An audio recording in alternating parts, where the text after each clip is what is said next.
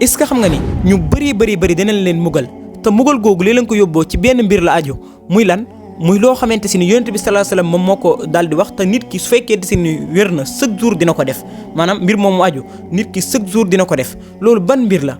mooy lan tuur ndox maanaam saw naka la sa saw mën a yóbbee li nga xamante si ni moom mooy mugal mu metti moom noonu tey moom la ñuy waxtaanee ci biir vidéo bi en tout cas lu am solo la jëlal sa temps ci lu gàtt rek nga daal di xam mbir moomu daal di koy bàyyi xel waaye tamit nga fexe partage ko ngir keneen daal di ci mën a jot waaye tamit boo ko mënee xamlewaat feneen nga daal di ko fay xamle ndax addaallu alal xayri ka faa'iilihi kii tegtale lu baax mi ngi mel ni ki koy daal di def ban mbir la jëlee nañ ci benn xadis yonent bi sallallahu alayhi wa sallam daal di wax daal ni tanazzahu min al bawli su ngeen di tuur ndox def leen attention bu ngeen di tuur ndox wattandiku leen maanaam ñu bëri ñu mel ni man sama saar gi nga xamante ni muy tuur ndox dañuy yàkkamti gaaw dem taxaw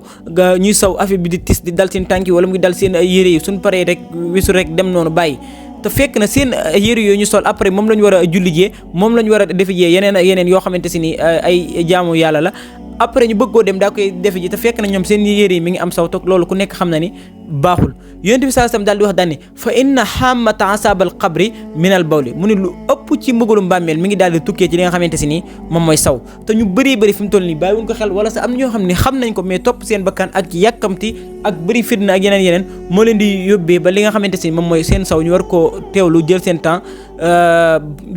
bu baax a baax ba li nga xamante si moom lañ saw daal di mën a jaar yoon bañ a tis bañ a dal seen yére yi ndax kat loolu noonu nga xamante si ni moom lay def muy tis yooyu di dal si sa yére yi mën na laa yàqal lu bëri ba yóbbee li nga xamante si ni moom mooy mugalum bàmmeel bii nii parce que ñàkk a teewlu ak ñàkk a seetlu kon nañ ci bàyyi xel bu baax a baax donte bu fekkee mënut a ñàkk a tis mais na nga wattandiku bu baax a baax ba du